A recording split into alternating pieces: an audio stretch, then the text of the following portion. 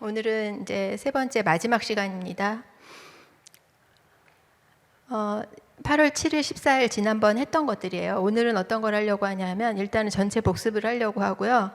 역사서 맥뚫기는 이제 어떤 의미냐면 여태까지 제가 첫 번째, 두 번째는 연대 순으로 맥을 뚫는 거에 굉장히 중점을 두고 했어요. 우리가 성경을 읽을 때 어떤 순서로 읽어야만 이게 역사순인가 하는 거에 중점을 많이 뒀거든요. 그러다 보니까 이제 그 내용에 관한 얘기는 많이 못했던 것 같아서 역사서를 중심으로 해서 좀 자세히 보려고 생각합니다.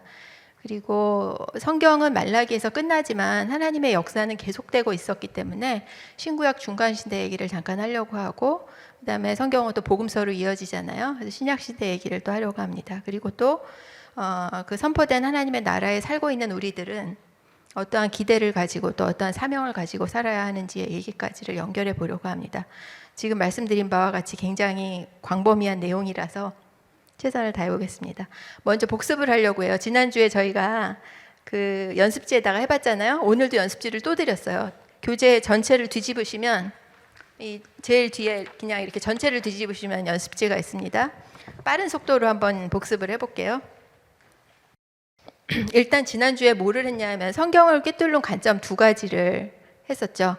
그래서 첫 번째는 왕싸움의 이야기다. 하나님이 왕이신데 하나님을 왕으로 순종하지 않으니까 하나님을 대치하는 무언가 힘으로 살려고 하는 그런 인간의 모습이 성경 전체에 나온다. 지금도 마찬가지지만요. 그리고 두 번째는 이제 셋 계열의 사람들이, 그러니까 하나님께 순종하는 셋 계열의 사람들이 하나님께 불순종하는 가인 계열의 사람들을 정복하면서 살아야 한다. 그게 이제 두 번째 관점이었습니다. 그다음에 성경을 크게 둘로 나누면 어떤 얘기가 나온다 그랬냐면, 첫 번째는 창세기 1장부터 11장까지의 우리가 보통 4대 사건이라고 하죠. 창조, 타락, 노아의 홍수, 바벨탑 사건. 거기까지, 그러니까 타락하는 얘기까지가 첫 번째 성경 전체의 한 부분이고, 그다음에 창세기 12장에서 물론 이제 아브라함의 등장은 11장 끝에 족보에 나오지만 12장에서 하나님께서 부르시죠. 창세기 12장부터 요한계시록 끝까지가 성경의 나머지 부분이라고 말씀드렸습니다. 그 다음에 성경의 큰 그림이 뭐라고 얘기했냐면은 하나님 나라의 회복이다 라는 주제를 저희가 정했었고, 하나님께서 에덴 동산에서 하나님의 나라, 완전한 하나님의 나라를 시작하셨는데 그 나라가 사라졌고, 사라진 하나님의 나라, 하지만 그 죄를 지었던 그 순간에 원시복음, 창세기 3장 15절 말씀드렸습니다. 원시복음을 통해서 앞으로 다시 하나님의 나라가 회복될 걸 약속해 주셨고, 약속된 하나님의 나라, 그 다음에 하나님께서 세우신 사람들을 통해서 하나님의 나라를 이루어 가시는 과정들이 성경에 있는데, 부분적 하나님의 나라, 그 다음에 예언자를 보내셔서 메시아가 오실 것, 앞으로 하나님의 나라가 어떻게 완성될 것을 말씀하셨는데 예언된 하나님의 나라, 그 다음에 그 예언대로 이 땅에 인간의 몸을 입고 이 땅에 오셔서 온전한 제물 대신 예수 그리스도, 현재적 하나님의 나라, 예수님으로 인해서 하나님의 나라가 이 땅에 임한 것이죠. 아직 안 오신 게 아니에요. 예수님은 이미 이 땅에 오셨고 이미 왕이세요. 그리고 이제 그 예수님의 복음을 전하는 선포된 하나님의 나라가 성경 가운데 있죠. 사도행전과 서신서의 얘기들이죠. 그리고 우리는 아직도 그 선포된 하나님의 나라 가운데 살고 있습니다. 그리고 앞으로 이제 하나님의 나라가 완성될 텐데 그때는 언제냐면 예수님이 다시 오실 때라고 말씀을 드렸죠. 지난주에 표를 드렸으니까 좀 자세히 확인을 해보세요. 성경, 우리가 지금 가지고 있는 성경의 목록은 어떻게 된 거냐 하면 AD 90년 얌니아 회의에서 확정이 되었다라고 말씀드렸습니다. 그 회의에서 갑자기 여러 가지를 뽑아서 만든 게 아니었고 이미 벌써 읽혀지고 있던 성경을 이것이 정경이다라고 결정했다라고 말씀드렸고요. 그 배열의 근거는 70인역의 순서를 따랐다고 했는데 70인역이 지금 성경과 완전히 똑같지는 않습니다. 하지만 전체적인 그룹을 따랐다라는 의미입니다. 역사서, 시가서, 예언서 이 순서를요. 그래서 우리가 이렇게 해봤죠. 첫 번째 이제 이걸 하는 거예요. 장로 구분을 해봤죠. 첫 번째 컬럼의 첫 번째 섹션에는 역사서가 들어간다고 했고요. 역사서. 그 다음 섹션에는 시가서와 예언서가 들어가죠. 그리고 이게 이제 역사 순서대로가 아니기 때문에 우리가 시대 순으로 다시 배열을 했습니다. 어떻게 배열했냐 하면 창종모사 왕포 이렇게 외웠죠, 저희가. 그래서 그렇게 구분을 해보니까 이렇게 시대 구분을 하셨죠. 창세기는 창조 족장 시대, 그다음에 창출, 래, 민, 신까지는 모세 시대, 그다음에 여호수아 사사기 룻기 사무엘서 전체 사사시대, 그다음에 열왕기상하 역대상하 왕정시대, 에스라 느헤미야 에스더 포로기한 시대 이렇게 나눠보았습니다. 그리고 나머지 이제 역사서가 아닌 시가서와 예언서에 해당하는 부분들을 또 시대로 나누어 보니까 이렇게 되었죠. 근데 저거를 보니까 아 시대순이 아니구나라는 걸 알게 되죠. 더구나 욥기와 바로 그 앞에 있었던 17번 에스더서는 전혀 연결이 되지 않는다고 말씀드렸습니다. 그래서 시대 구분이 필요하다라고 말씀드렸어요. 그 다음에 우리가 이제 이 다음에 뭐를 했냐 하면 역사서에는 흐름이 있는 책들이 있지만 없는 책들도 있기 때문에 우리가 역사를 깰 때에는 그런 책들은 잠깐 빼고 흐름을 잡을 필요가 있어서 베이스 캠프를 이렇게 잡았죠. 창출, 민수, 삿사망, 대라는 이렇게 잡았죠. 그래서 그 다음 칼럼에다가 저희가 써봤습니다. 그 다음 슬라이드 주세요. 이렇게 써봤죠. 그래서 레위기와 신명기, 룻기, 에스더서에는 시간의 흐름이 없다라고 말씀드렸죠. 그리고 여기에다가 이제 밑에 욥기부터 마지막 말라기까지를 종속 목록에 다 써보았습니다. 그것도 주세요. 예, 이렇게 써보았죠. 지금 시간이 없으니까 아마 다 이걸 따라 쓸 시간이 없으실 텐데 제가 친절하게 정답지를 드렸습니다. 그 바로 앞 페이지에. 그래서 집에 가서 확인을 하시고, 사실은 정답지를 드리는 거를 전 별로 좋아하지 않아요. 왜냐하면 누군가가 작성해 준 거를 보는 거는 그냥 딱 그때뿐이지 자기 게 안 되기 때문에 어찌됐든 자기 손으로 써보기를 저는 권하거든요. 그래서 이제 어찌됐든 이 과정을 거친 거고, 하지만 정답지는 드렸습니다. 그리고 이 그림도 제가 드렸죠. 지난주에 말씀드렸어요.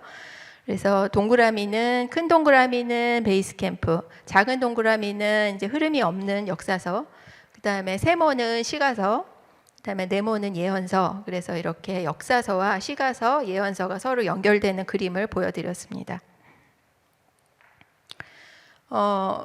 예, 이제 역사서의 맥을 자세히 짚어보려고 하는데 내용에 따라서요.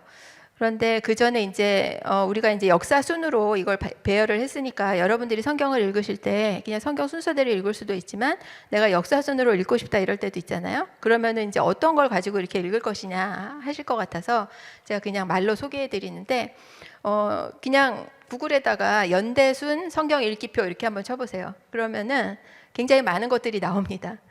그래서 대부분의 것들은 제가 지금 이렇게 역사의 맥을 꿰어드린 대로 이렇게 되어 있어요. 근데 어떤 표들은 시가서를 맨 뒤에다가 다 묶어 놓은 것도 있어요. 근데 저는 그거보다는 그냥 시가서도 좀 헤쳐모여 해서 시편 같은 경우에는 사무엘 상하에서 다윗의 얘기가 나올 때, 예를 들어서 뭐 아둘람 굴에 숨어 있을 때 그때 지은 시편이 있잖아요. 그럼 그때 같이 시편을 읽고 이런 식으로 같이 연결해서 읽으면 더 좋을 것 같아요. 그리고 이제 잠언전도 아가서도 솔로몬이 썼으니까, 특히 잠언 같은 거는 이제 솔로몬의 말년에 쓰여진 거니까 그 열왕기 상에 솔로몬이 하나님께 불순종하고 타락한 그 순간, 그때 얘기들을 읽으면서 잠언도 같이 읽고 이렇게 하면은 훨씬 더 와닿고 좋을 것 같아요. 그리고 제가 찾아보니까 그 약간 작은 이렇게 브로셔처럼 작은 책자로 나온 성경 읽기표도 있더라고요. 역사순 성경 읽기표. 제가 많이 참고하는 책 중에 하나가 조병호 목사님의 통성경 길라잡이라는 책인데, 그분 그 같은 시리즈로 나온 1년 1독 성경 통독표 이게 있더라고요. 그래서 이것도 혹시 구입하고자 하시는 분은, 이건 제가 책 소개는 아니고요. 두란노에서 제가 찾아보니까 2,700원이더라고요. 그래서 사서 이렇게 읽어보시면 될 것 같습니다. 그럼 역사서의 그 내용으로 맥을 한번 뚫어보겠습니다. 역사서의 처음에는 모세오경이 나오죠. 창출의 민신. 근데 이 모세오경은 시대로 따졌을 때는 우리가 먼저 해봤던 것처럼 창조시대, 족장시대, 모세시대에 해당합니다. 이야기의 흐름은 창세기, 출애굽기, 민수기로 이어집니다. 레위기와 신명기가 왜 시간이 흘러가지 않는지 그 다음 표를 보시면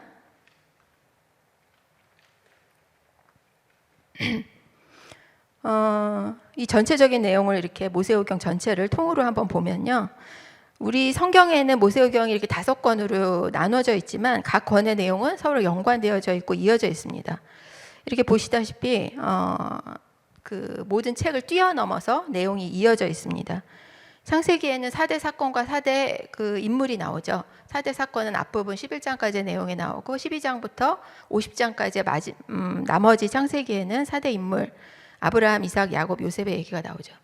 그 다음에 이제 출애굽기로 이어지는데 사실 성경에는 출애굽기 50장에서 딱 한 장을 넘기면 바로 창세기 50장에서 한 장을 넘기면 출애굽기 1장이 나오지만 창세기와 출애굽기 사이에는 한 400년간의 기간이 있습니다.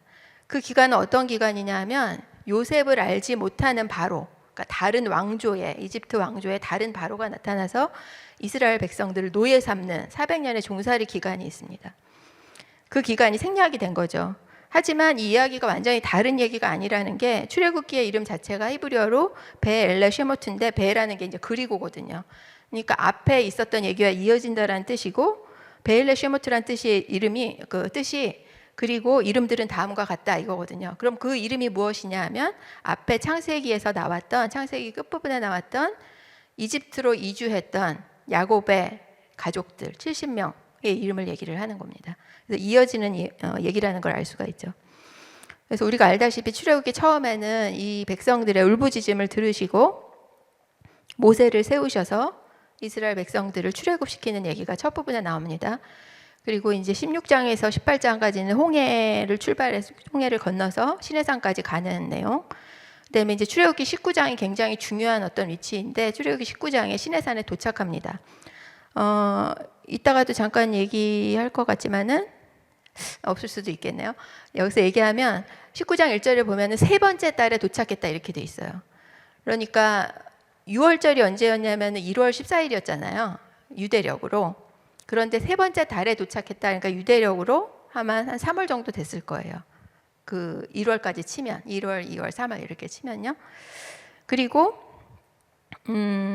도착해서 그곳에서 이제 어떤 일이 있었냐면은 하나님께서 십계명을 주시고 20장에 바로 나오잖아요. 십계명을 주시고 그다음에 성막의 설계도 출애굽기 뒷부분에 보면 계속 나오죠. 주시고 그리고 레위기가 언제 주어진 거냐면 성막을 주셨으니까 이제 그 성막에서 어떻게 제사 지내야 되는지를 알려줘야 하잖아요. 레위기를 주셨죠. 그래서 지금 여기 있는 대로 출애굽기 19장 1절부터 레위기가 주어진 때 민수기 10장 10절까지의 무대가 다 시내산입니다. 그 기간이 한 11개월 정도 돼요. 왜 11개월이라고 얘기하냐면 아까 그 세 번째 달 정도에 도착했다 그랬잖아요. 3월 정도. 그런데 그 민수기 10장 10절 그 지나서 보면 이제 바란 광야로 성막에서 구름이 떠올라서 출발을 하는데 그때가 언제라고 날짜를 밝히고 있냐면 2년 2월 20일이라고 밝히고 있어요. 그러니까 11개월이 된다는 거예요. 그동안에 이제 이런 많은 일들이 있었다라는 거죠. 그리고 나서 이제 어떤 일이 있냐면은 민수기 10장부터 21장까지는 시내산에서 이제 가데스 바네아로 나아가는 얘기, 그다음에 모압 평지로 가게 되는 얘기들이 있고요. 민수기 22장에서 36장까지는 모압 평지에 진을 친 이스라엘, 그다음에 이제 신명기가 나오게 되는데 이 가데스 바네아라는 지명이 굉장히 중요합니다. 그다음 지도를 한번 보고 얘기를 할게요. 지도에 보면은 이 교재에는 이게 빨간색이 당연히 안 나왔고 잘 안 나왔더라고요. 그래서 제가 그냥 연필로 동그라미를 쳤는데 애굽이라는 곳, 그다음에 시내산, 가데스 바네아, 가나안, 모압 평지, 이게 이제 모세 오경을 이해하는데 굉장히 중요한 지명들이거든요. 애굽은 종살이했던 애굽이죠. 지금 출애굽해서 시내산 온 것까지 제가 말씀을 드렸어요. 그리고 민수기 10장에서 이제 출발해서 바란 광야, 저기 보이시죠? 글씨가 작지만 그다음에 바란 광야의 가데스 바네아에 이제 도착하는 얘기가 나옵니다. 가데스 바네아는 왜 중요하냐면 정탐꾼을 보냈던 곳이에요. 그런데 정탐꾼을 보낸 것이 우리가 알다시피 실패했죠. 여호수아 갈렙을 제외한 다른 사람들은 하나님께서 그 가나안 땅을 주시리라는 것에 대해서 믿지 않았어요. 그래서 두려워했죠. 그래서 하나님께서 정탐꾼이 갔던 그 40일을 하루를 1년으로 환산해서 40년 동안 방황하리라 하셔서 그 다음부터 방황이 시작이 되는 거죠. 저도 옛날에 성경 공부하기 전에는 이 이스라엘 백성이 40년 방황한 게 이 시내 반도 안에서 방황했다라고 생각했어요. 그런데 우리가 지금 성경을 공부를 하다 보니까 이제 이 이후의 방황이라는 걸 알 수가 있죠. 가데스 바네아 이후의 방황. 그래서 이제 마지막에 모압 평지에 도착하게 되는데 모압 평지는 보시다시피 여기에는 잘 나오지 않았지만 예루살렘이라는 지명을 보시면 그 모압 평지와 예루살렘의 중간에는 뭐가 흐르냐면 요단강이 흐릅니다. 그래서 바로 이렇게 들어가지를 못하고 오른쪽으로 모압 평지로 가서 요단강을 건너서 첫 번째 성인 여리고성을 만나고 이렇게 가나안 땅을 정복하게 되는 거예요. 그래서 그 기간이 앞에 기간을 빼고 한 38년 정도가 걸렸다라고 신명기 2장 14절에 나오고 있습니다. 그리고 모압 형제에 도착한 때는 언제라고 나오냐면은 언제라고 나오냐면 40년 11월 1일이라고 나오고 있습니다. 그래서 이제 모압 황지에 도착하고 보니까 이제 어떤 상황이 됐냐면 1세대는 그 정탐꾼 사건의 일로 인하여서 다 죽은 거죠. 여호수아와 갈렙을 빼고는 이제 2세대만 남은 거예요. 근데 2세대는 어떤 세대냐 하면 여태까지의 출애굽과 광야에서 하나님께서 인도하신 모든 것들을 다 모르는 세대인 거죠. 그래서 이제 모세는 저기 느보산이 보이죠. 느보산에서 이제 죽어야 하는데 가나안을 들어갈 수가 없는데 그 2세대를 그냥 남겨둘 수가 없죠. 그러니까 여태까지 있었던 모든 얘기를 알려주는 것이 바로 신명기예요. 그래서 신명기 1장부터 33장 전체가 다 모세가 알려주는 얘기들이고요. 신명기 34장에는 모세의 죽음이 나오는데 모세 오경인데 어떻게 모세 죽음이 나오냐? 후대에 이제 추가된 얘기일 수 있겠죠. 그래서 모세 오경 전체를 이렇게 한번 통으로, 그러니까 뭐 창세기 따로 출애굽기 따로 이렇게가 아니라 좀 볼 필요가 있습니다. 그리고 이제 사사시대로 넘어가면요. 우리가 이 사사시대를 어떻게 보자고 얘기했냐면 사사 기만을 보는 게 아니라 모세의 뒤를 이어서 지도자로 세워진 여호수아부터 마지막 사사인 사무엘까지를 다 보자라고 얘기를 했습니다. 그래서 여호수아가 모세의 뒤를 이어서 지도자가 되었는데 여호수아에 보면 이제 그 약속의 땅을 정복하고 또 그것을 분배하고 이러한 얘기들이 나옵니다. 그래도 이때까지는 하나님의 이 미리 말씀해 주신 명령들에 굉장히 순종했던 모습을 볼 수가 있어요. 그러니까 어떻게 보면 그것이 이제 그 모세가 힘을 다해서 마지막 힘을 다해서 전해줬던 2세대에게 전해줬던 교육의 효과인 거죠. 그런데 이게 이제 사사기로 넘어가면 어떻게 되냐면 사사기 2장 7절에 보면 이제 여호수아가 살아있는 동안에 장로들이 살아있는 동안에는 잘 섬겼다 이렇게 나오지만 사사기 2장 10절에 가면 여호수아와 같은 시대에 있던 사람들이 다 죽고 그 후에 그들의 자녀들이 자라났습니다. 그러니까 무슨 얘기냐면 이제 2세대도 아니고 3세대가 된 거예요. 그런데 그 자녀들은 어땠냐면 여호와를 알지 못했고 여호와께서 이스라엘을 위해서 어떤 일을 하셨는지도 알지 못했다고 이제 쉬운 성경에 되어 있어요. 그러니까 무슨 얘기냐면 2세대가 그 모세에게 받았던 그 신명기의 내용들을 이제 3세대에게 전해줘야 되는데 전해주지 못했던 거예요. 가르치지 않았던 거죠. 그러니까 이렇게 이 사사 시대가 어두웠던 시대가 되었던 거죠. 그래서 7번의 악순환이 나옵니다. 하나님께 불순종하면 주위에 어떤 족속에게 이스라엘을 붙이시고 그러면 정말 멸망해서 울부짖으면 하나님께서 다시 사사를 세워서 구원하시고 이게 이제 7번의 반복이 나옵니다. 그 시대의 모습을 가장 잘 표현하는 말이 자기 소견에 좋은 대로 행했다 이 얘기죠. 그 다음에 이제 룻기가 나오는데 룻기는 계속 말씀드렸듯이 기드온 사사 시대를 배경으로 합니다. 룻기 1장 1절에 보면 사사들이 이스라엘을 다스리던 시대에 이렇게 나오기 때문에 우리가 알 수 있는 것이죠. 그래서 이 사사 시대는 어둡다고 말씀드렸는데 이 시대 가운데에도 하나님의 명령에 순종하는 사람들이 있음을 보여줍니다. 그리고 그 순종의 사람을 통해서 우리에게 어떠한 일, 어떠한 지도자가 나타났는지를 우리는 보게 되죠. 보아스라는 인물을 보게 됩니다. 물론 이제 나옴이라는 사람이 주인공인 것 같아 보이죠.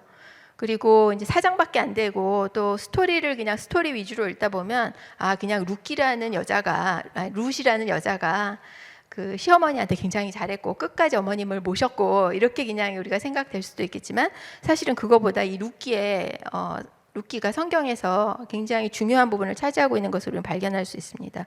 그래서 보아스라는 인물이 이제 룻이 남편도 죽고 아들들도 다 죽어서 이제는 그 대를 이을 수가 없고 자기의 토지도 다 잃었는데 그 기업 모르는 자, 그러니까 우리가 시간이 없기 때문에 그 얘기를 여기서 다 할 수는 없어요. 기업 모르는 자가 된 보아스가 토지도 사서 돌려줄 뿐만 아니라 이제 룻을 취해서 거기에서 후손을 얻어서 나오미의 아들로 이렇게 삼아주는 것을 볼 수가 있어요.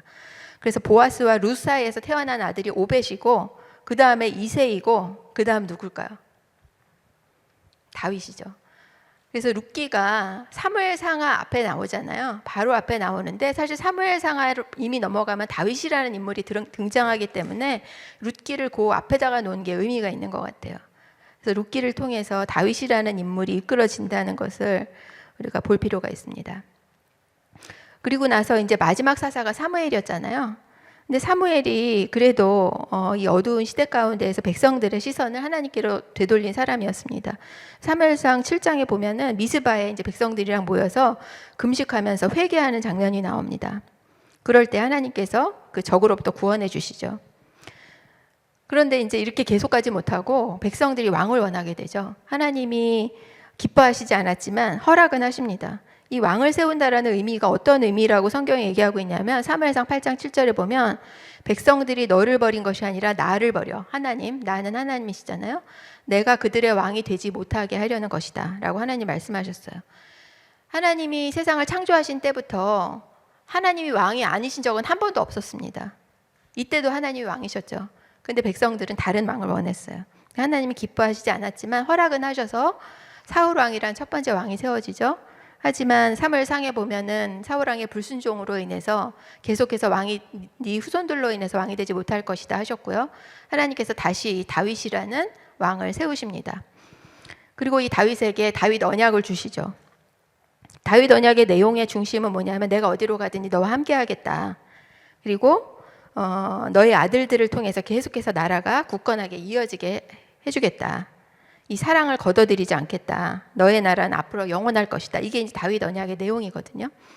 그런데 이 다윗 언약이 어떻게 실제로 성취되었냐면 실제로 남유다의 역사를 봐도 마지막 끝까지 계속해서 다윗의 후손들로 인해서 마지막 시드기야 왕까지 이어지는 걸 볼 수가 있고요. 그리고 이제 우리가 잘 알다시피 다윗의 후손으로 태어나신 예수님께서 영원한 왕으로 이 땅에 오시게 됩니다.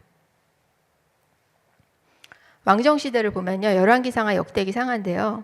앞에 이제 사울, 다윗, 솔로몬까지가 통일왕국 시대죠. 그런데 이 마지막 통일왕국의 그 왕이었던 솔로몬은 처음에 이제 성전도 건축하고 지혜롭게, 지혜 우리 잘 알잖아요. 다스렸는데 말년에 하나님을 버리고 많은 그 이방인 아내를 데려오게 됨으로써 우상을 섬기게 됩니다. 그래서 하나님께서 이제 그 아들 떼에서 나라를 이렇게 분열되게 만드시죠. 솔로몬의 아들인 르호보암이 남유대를 이어가고 그다음에 솔로몬의 부하인 여로보암으로 인해서 북이스라엘을 이어갑니다. 북이스라엘 역사는 처음부터 끝까지 계속해서 이왕을 죽이고 그 다음 사람 죽이고 또 그 다음 사람 여러 가지 모함과 모반과 뭐 쿠데타와 이런 것들이 연결된 그런 북이스라엘의 역사였습니다. 아수르에 먼저 망하죠.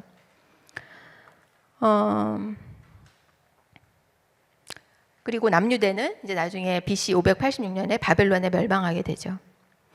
열왕기와 역대기가 얼핏 보면 저도 예전에 성경을 잘 안 읽을 때는 이게 어떤 차이가 있는지를 잘 몰랐어요. 근데 단 한 가지 열왕기를 읽을 땐 이거 뭐가 되게 복잡하다는 분명히 느꼈어요. 왜냐하면 북이스라엘 얘기가 막 나오다 갑자기 막 남유대 얘기가 나오고 또 갑자기 북이스라엘 얘기가 이래가지고 굉장히 어렵거든요. 근데 이제 이걸 정리하고 나니까 그렇게 어렵지 않았죠. 열왕기에는 남유대 얘기와 북이스라엘 얘기가 다 나옵니다. 남유대에는 남유대 얘기밖에 없어요.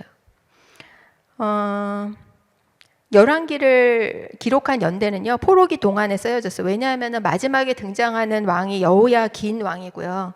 그 남유대의 마지막 세 왕이 여호야김, 여호야긴, 시드기야 이렇잖아요. 여호야긴까지만 나오고 그리고 나서 포로 귀환의 얘기가 나오지 않기 때문에 그래서 아마 그 사이 어느 쯤인 것 같다. 그러니까 포로 시대 어느 쯤인 것 같다라고 예측을 하고 있고요. 저자는 뭐 예레미야가 아니겠느냐라는 얘기가 많긴 하지만 사실은 잘 모릅니다. 하지만 누군가 이스라엘의 북이스라엘과 남유다의 역사를 잘 아는 사람이 썼겠죠, 당연히. 왜 썼냐 하면 우리는 선택된 하나님의 백성인데 왜 망했는가? 이거에 대한 질문을 그 대답을 얻고 싶었어요. 결국은 그 열왕기의 얘기들을 보면 그 하나님께 불순종했던 얘기들이 계속해서 나오고 있죠. 그러니까 결국 무슨 얘기냐면 너희들 이렇게 하면 망한다 이 얘기인 거죠. 열왕기의 얘기는. 그래서 우리가 그걸 예언자적인 관점이라고 얘기를 합니다. 역대기는 언제 쓰여졌냐 하면 이것도 지난번 말씀드렸는데 포로 귀환한 이후에 쓰여졌습니다. 역대 하의 마지막 장을 펴보시면 바로 그 다음에 있는 에스라의 1장의 몇 절과 똑같습니다. 마지막 절 몇 절과 에스라의 첫 몇 절이 똑같아요. 그래서 우리가 에스라가 쓰지 않았을까라고 얘기를 하는 거죠. 연대도 맞으니까. 기록 목적은 왜 쓰게 되냐면 우리는 여전히 하나님의 백성인가. 그러니까 분명 우린 선민이라고 했는데 이렇게 멸망해서 포로로 잡혀가서 돌아왔는데 나라가 회복된 건 아니라 그랬잖아요. 여전히 그 성전은 회파된 채로 있었던 그때에 돌아왔단 말이에요. 예전에 그 솔로몬 성전의 그 화려함은 다 없어지고 그 영광은 다 없어진 그 상황이었다라는 거죠. 우리는 여전히 하나님의 백성인가라는 것을 알고 싶었어요. 그래서 그 역대기에 보면은 종교와 성전 관련의 역사들이 많습니다. 그래서 솔로몬의 성전 건축과 봉헌에 굉장히 초점을 맞춰서 기록되어 있고, 그다음에 레위 지파가 다시 세워져서 예배가 다시 회복되고 하는 얘기들이 쓰여져 있습니다.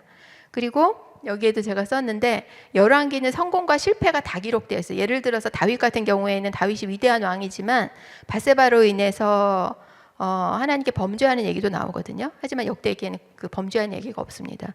솔로몬의 얘기도 열왕기에는 그 뒷부분에 안 좋은 얘기들, 우상 섬겼던 얘기가 나오지만 역대기에는 그거보다는 솔로몬 성전 건축에 더 초점을 맞추고 있습니다.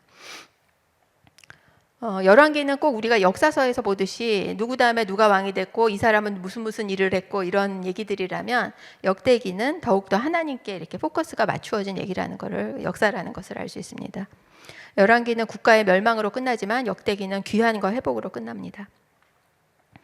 그리고 역대기는 이제 역대상 처음에 보면은 족보가 나오는데 아담으로부터 시작한다라고 했죠. 근데 그 역대상에 족보가 나오는 이유가 뭐냐면 결국 그 족보의 끝에 보면은 누가 등장하냐면 다윗이 등장합니다. 다윗이라는 하나님의 대리왕, 하나님께서 세우신 왕의 역사를 얘기하고자 해서 처음에 족보로부터 시작을 한 것이죠. 포로 시대로 넘어가 보면요. 제가 이제 두 가지 표를 거기에 넣어드렸는데 첫 번째 표는 이스라엘의 입장에서 귀환을 언제 어떻게 했느냐 이런 얘기가 중심이 된 표고요. 두 번째 표는 페르시아의 왕들의 계보를 통해서 이 귀환이 어떻게 연결되는지를 보여드리는 표예요. 어떻게 보면 똑같은 표인데 약간 좀 그 관점은 다를 수 있어요. 제가 두 번째 표를 보여드려야겠다 생각한 이유는 이 성경의 포로 귀환의 역사가 단순히 성경에서만 얘기하는 게 아니라는 걸 말씀드리고 싶었어요. 네. 첫 번째 표를 다시 먼저 보시면 1차, 2차, 3차에 걸쳐서 귀환하죠. 그래서 첫 번째는 수룹바벨 그리고 제사장 여호수아에 의해서 돌아와서 성전을 재건하기 시작해요. 그런데 성전 재건이 방해들로 인해서 막히죠. 그럴 때 이제 학개스가랴, 우리 예언서의 끝부분 포로 귀환 시대의 예언서 3권 학개스가랴 말라기가 있었죠.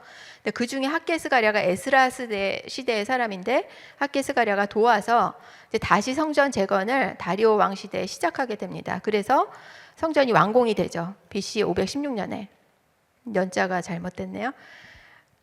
그리고 이제 에스더 이야기가 그 중간에 끼게 됩니다. 왜냐하면 뒤에도 있지만 페르시아 왕의 순서가 고레스, 다리오, 아하수에로, 아닥사스다 이렇게 되기 때문이죠.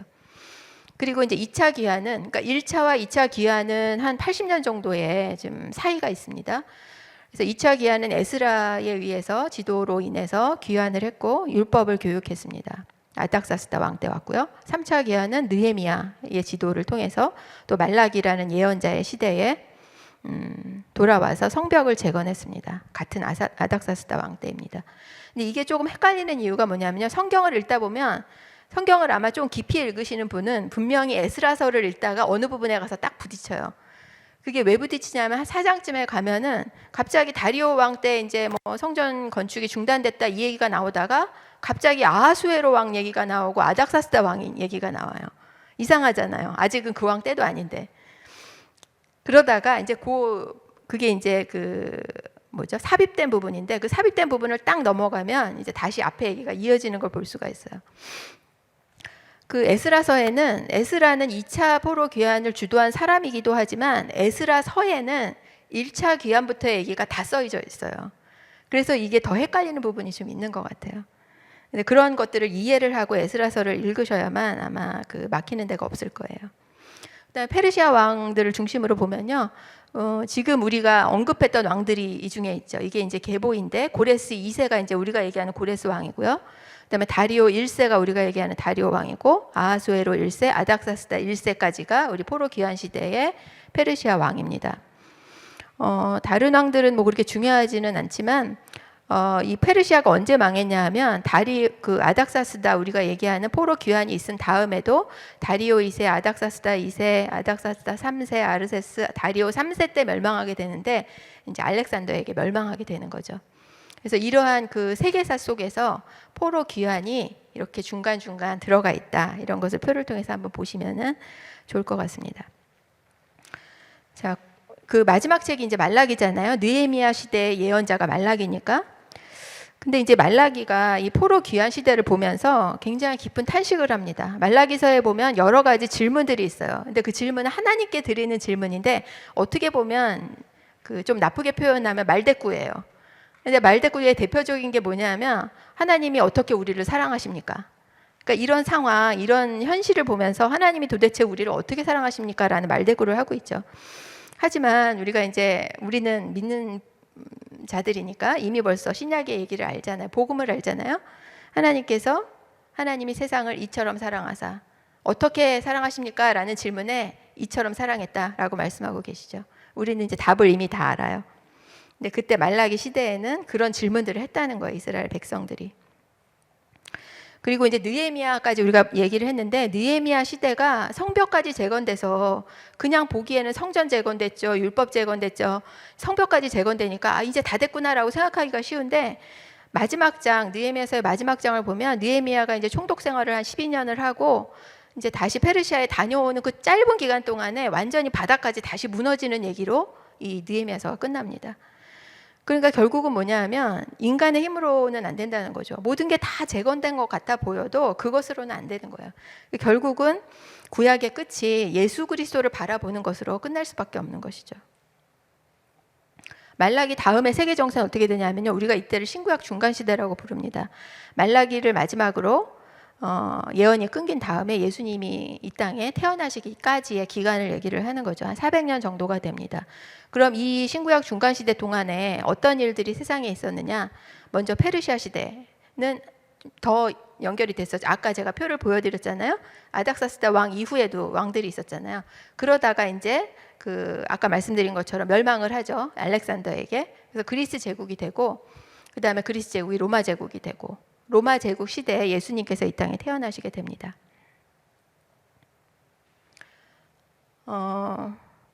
70인역 얘기를 제가 첫 번째 시간에 하려고 그러다가 여기까지 밀려왔어요.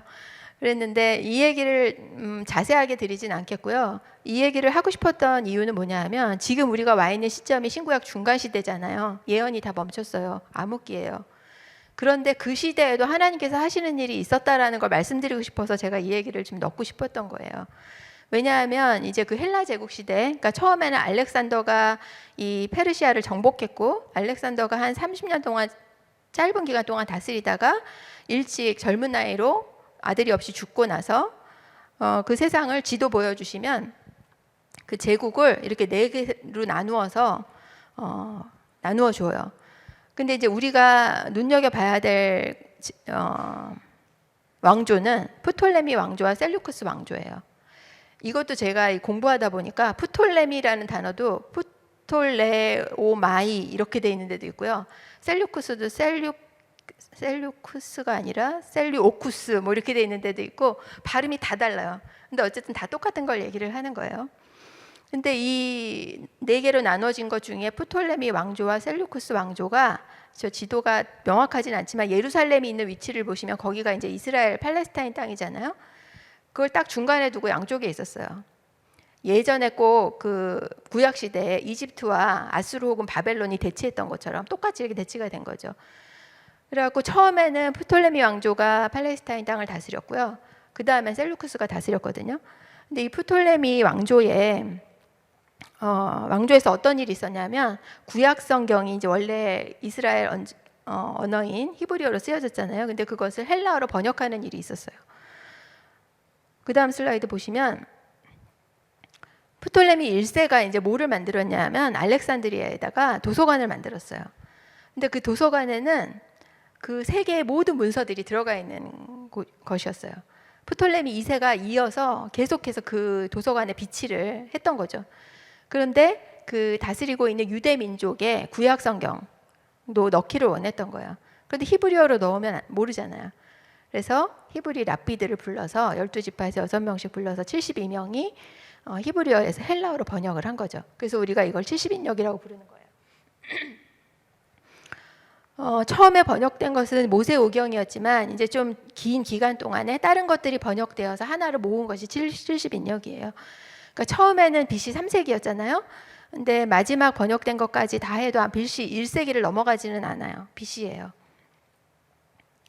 그래서 이 70인역에 우리가 갖는 의의가 뭐냐면, 일단은 히브리어로 계속 성경이 있었다면 우리가 그 히브리어를 모르는 사람은 성경을 알 수가 없었을 텐데, 그 당시에 공용어였던 헬라어로 번역됐다라는 것이 이방인에게도 복음이 전파될 수 있는 계기가 되었다라는 거죠. 뭐 이유가 꼭 무슨 선교를 위해서 번역된 게 분명히 아니잖아요. 그럼에도 불구하고 하나님께서 그러한 것들도 사용하셔서 선교에 사용할 수 있도록 하셨다는 거죠. 그래서 대다수의 1세기 기독교인들은 구약을 70인역으로 읽고 있었어요. 그리고 신약에 이제 구약을 인용하는 곳들이 굉장히 많잖아요. 특히 마태복음에는 더 많아요. 왜냐하면 유대인들을 위해서 쓰여진 복음서이기 때문에. 근데 70인역이 굉장히 많다는 거죠. 그만큼 그때 많이 읽혀졌던 성경이었어요. 그리고 나중에 이제 성경이 여러 가지 언어로 번역될 때 70인역이 사용된 경우가 많습니다. 그래서 신약으로 넘어가 보면 이제 예수님이 초림하셔서 구약에서 예언되었던 메시아가 하나님의 나라의 왕으로 이 땅에 오셨다. 그리고 그 왕이신 예수님께서 십자가의 구원 사역을 통해서 우리를 구원하셨다. 그 역사를 기록한 것이 복음서이죠. 마태, 마가, 누가, 요한 복음이 있는데, 사실은 우리가 공관복음이라고 부를 때는 마태, 마가, 누가만을 얘기를 하고, 요한 복음은 굉장히 좀 다른 형식으로 쓰여졌습니다. 마태, 마가, 누가는 겹쳐지는 부분이 굉장히 많고 그 시간의 순서에 따라서 쓰여졌다면, 요한 복음은 그 요한 스스로가 밝히고 있는 것처럼 예수님이 하나님의 아들이심을 밝히기 위해서 쓰여졌기 때문에 그냥 첫 번째 딱 그 서두에 밝히죠. 태초에 말씀이 계시니라, 이 말씀이 하나님과 함께 계셨으니 이 말씀은 하나님이시니라. 그래서 예수님 하나님이시다, 하나님의 아들이시다라는 전제를 가지고 그 전제를 증명하기 위해서 여러 가지 기적들을 이렇게 쭉 나열하는 방식으로 쓰여졌습니다. 그 다음에 이제 신약에서는 역사서가 사도행전에 해당합니다. 왜냐하면 예수님의 그 승천하시는 얘기와 또 승천 이후에 성령 강림 사건과 성령 강림으로 인해서 어떻게 복음이 전파되기 시작했는지의 얘기가 나오기 때문입니다. 그 다음에 서신서들이 있는데 바울 서신 13권과 일반 서신 8권이 있어요. 이것도 우리가 이제 선포된 하나님의 나라에 해당하는 거죠. 성경 안에서는. 그 다음에 요한계시록은 이제 다시 오실 예수님에 관한, 재림에 관한 얘기, 완성된 하나님의 나라에 관한 얘기가 쓰여져 있습니다. 신약은 기록 연대가 100년을 넘지 않기 때문에 사실은 맥돌기가 특별히 필요가 없다라고 말씀드렸어요. 그래서 부활하신 이후부터, 승천하신 이후부터 100년 이내에, AD 100년 이내에 다 쓰여졌습니다. 예수님의 십자가 부활과 승천 이후에 그럼 어떤 일이 있었느냐? 사도행전이 이제 제가 역사서라고 말씀을 드렸죠. 사도행전 1장 8절에 보면 오직 성령이 너에게 임하시면 너희가 권능을 받고 예루살렘과 온 유다와 사마리아와 온 땅끝까지 이르러 내 증인이 되리라, 이렇게 예수님께서 유언처럼 말씀을 하셨잖아요. 근데 이거에 따라서 정말 그 약속에 따라 예수님이 이제 부활하시고 이 땅에 40일 동안 계셨다라고 사도행전에 나오잖아요, 1장에. 그리고 나서 이제 오순절, 그러니까 한 10일 정도 지난 거예요. 그러니까 오순절 날 다락방에 모여서 기도할 때 약속대로 성령이 강림합니다. 성령을 받은 제자들과 신도들은 예루살렘부터 시작해서 온 유대와 사마리아로 흩어집니다. 여기는 제가 쓰지 않았지만 사도행전 7장에 보면은 스데반의 그 순교 얘기가 나오죠. 그래서 이 핍박이 시작되니까 사도행전 8장에 보면 사도들을 제외한 모든 믿는 자들이 유대와 사마리아로 흩어졌다, 이렇게 나와요. 사도들이 아니라 믿는 모든 자가 흩어져서 이 성령을 받은 성도들이 흩어져서 복음을 전했다라는 거죠. 그래서 사도행전의 요약의 1장 8절은 예루살렘의 얘기도 나오지만 그 복음이 어떻게 퍼져나가지는지에 관한 얘기를 저희가 볼 수가 있는 거죠. 어떻게 그 복음을 전했냐? 증인으로서 전했습니다. 증인이라는 단어는 헬라어로 마르티스라는 단어예요. 근데 이 마르티스라는 단어에서 영어의 마터라고 하는 순교자라는 단어가 나왔어요. 그러니까 증인이 돼 그냥 말로만 하는 증인이 아니라 목숨을 바쳐서 예수님의 부활을 증거하는 사람들이었다라는 거죠. 우리가 그 증인 가운데 제일 대표적인 사람이 바울이잖아요. 다메섹 도성에서 그 예수 믿는 자를 잡으러 가던 그 도상에서 부활하신 예수님을 만나게 되고 이방인의 사도로 부르심을 받았습니다. 그리고 사도행전에 보면은 3차에 걸친 전도 여행의 얘기가 나옵니다. 소아시아를 중심으로 한 1차는 소아시아만이었지만 2차, 3차는 이제 유럽까지 가게 되는 얘기가 나오죠. 그리고서는 3차 전도 여행이 끝나고 예루살렘에 와서 잡히게 되죠. 그리고 어떻게 했냐면 이제 로마 황제한테까지 상소를 해서 로마로 잡혀가게 됩니다. 거기에서 1차 투옥을 당하게 되죠. 근데 그때는 차가운 지하 감옥이 아니었습니다. 가택연금이었어요. 그래서 사도행전의 끝에 보면 그 찾아오는 사람들에게 복음을 전했다라는 얘기가 나오잖아요. 그런데 제가 요 뒤에 있는 얘기는 이 1차 투어까지가 사도행전의 끝이고요. 그 다음의 얘기는 성경에는 안 나오는 얘기입니다. 하지만 그 성경 가운데 디도서가 있습니다. 근데 디도서는 일반 서신에 속하는데 디도서에 보면은 바울이 디도와 함께 그레데 섬에 가서 거기에 이제 그 복음을 전하고 디도를 그 교회의 지도자로 남겨두고 오는 얘기가 나와 있어요. 근데 앞에서 얘기했던 1차, 2차, 3차에는 그레데라는 지명이 안 나오거든요. 그 전도했던 경로에 없어요. 그래서 아마도 그 이후에 그 전도 여행이 또 있었을 것이다. 풀려난 이후에 스페인 얘기를 여기다 넣은 거는 확실치 않아요. 하지만 제가 그냥 쓴 거예요. 로마서에 보면 그 나는 지금 예루살렘 향해서 가고 있는데 나는 이제 결국은 서바나까지 가기를 원한다. 스페인까지 가기를 원한다. 선교를. 너희들도 거기에 동참했으면 좋겠다 하는 얘기가 나오거든요. 그래서 아마 이렇게 풀려나서 또 전도 여행을 떠났다면 거기를 가지 않았을까 하는 생각이 저는 좀 들더라고요. 그리고 나서 이제 결국 로마 대화자가 AD 64년에 일어나죠. 근데 네로 황제가 이 로마 황제의 책임을 크리스천들에게 뒤집어 씌웁니다.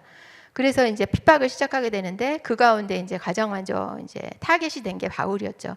다시 투옥되어서 순교하게 되었죠. 참수형을 당하게 되죠. 기록에 보면. 제가 지금 말씀드린 대로 사도행전의 끝은 1차 투옥에서 그냥 끝납니다. 그 이후의 얘기가 없어요. 땅끝까지 가지 못했어요. 아까 사도행전 1장 8절에 그 요약에 있는 땅끝까지를 가지 못했거든요. 그렇다고 한다면 그 땅끝까지 가는 것은 이제 더 이상 바울은 없죠. 누구를 통해서 가야 하냐면 이제 우리가 가야 합니다. 우리 모든 믿는 자가 땅끝까지 이르러 증인되는 사역을 감당을 해야 되는 거죠. 그럼 언제까지 해야 하느냐? 예수 그리스도께서 다시 이 땅에 오셔서 하나님의 나라가 이 땅에 완성될 때까지 해야 되겠죠. 그래서 이 구약 맥둘기가 여러분들에게 그냥 지식으로 남지 않고 이 맥둘기를 통해서 이 하나님의 나라의 회복에 관한 이야기들이 성경을 읽으면서 이해가 되고 깨달아지고, 그래서 우리가 하나님의 백성이라는 정체성을 깨닫게 되고, 그래서 매일매일 말씀을 읽으면서 바울이 그랬듯이 또 초대교회 성도들이 그랬듯이 땅끝까지 이르러 복음 전하는 이 증인된 사명을 잘 감당하는 우리 모두가 될 수 있었으면 합니다. 여기까지 제가 준비한 내용이고요. 제가 지난주 교재 못 받으신 분들 혹시 있으시면 한 3부 정도 여유가 있고요. 또 제가 도와드릴 부분이 있으면 끝나고 말씀해 주세요. 들어주셔서 감사합니다. 기도하겠습니다. 하나님, 부족하지만 우리 성도님들과 함께 하나님의 말씀을 어떻게 하면 잘 깨달을 수 있을까를 고민하면서 이 구약성경 맥돌기를 공부하였습니다. 성경의 구조가 이렇구나 하는 그런 지식으로만 남지 않게 하시고 이제 성경의 큰 그림을 보게 되었으니 하나님 나라의 회복을 기대하는 마음으로 열심히 읽고 순종해서 저와 한마음교회 모든 성도님들이 모두 하나님 나라의 진정한 백성으로 살아가는 계기가 될 수 있도록 하나님이 성경 공부를 사용하여 주시옵소서. 감사드리며 예수님의 이름으로 기도드립니다. 아멘.